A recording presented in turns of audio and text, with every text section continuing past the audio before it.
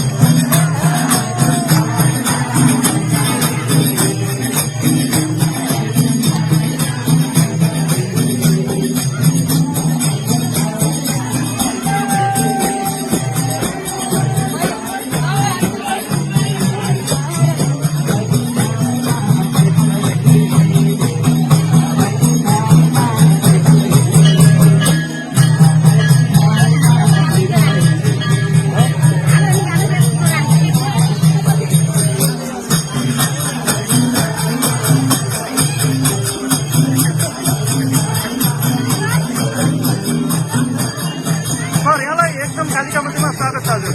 धन्यवाद। यहाँ कालिका भगवती मन्दिरको दर्शनको निम्ति पूजाका आजको निम्ति परिवारसहित आइराख्नु भएको रहेछ।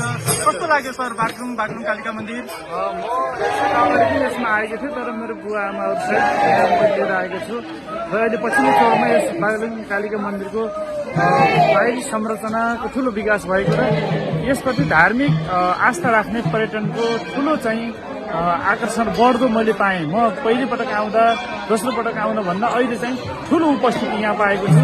यसले धार्मिक संस्थाहरूप्रति यस मन्दिरप्रतिको धार्मिक विश्वास बढेको र आन्तरिक र बाह्य पर्यटन बढ्दा अर्थतन्त्रमा ठुलो चाहिँ प्रभाव पार्ने देखिन्छ। त्यसले गर्दा हामीले यस्ता धार्मिक स्थलहरूको प्रचार प्रसार गर्ने, यसको प्रवर्धन गर्ने र थप विकास गर्ने हो भने साँच्चीको रूपमा देशलाई चाहिँ अगाडि बढाउनको लागि यस धार्मिक संस्थाले चाहिँ ठुलो योगदान पुर्याउने मैले चाहिँ देखेको छु। गुल्मी र बागलुङ कालिकाको महिमा र महत्व कस्तो छ सर? यस बागलुङ कालिकाप्रति गुल्मीवासीहरू धेरै आउने जाने क्रम चलिरहन्छ।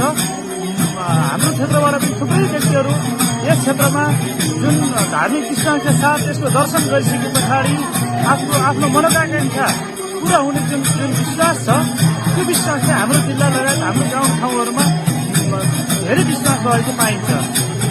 धन्यवाद। हस्, धन्यवाद।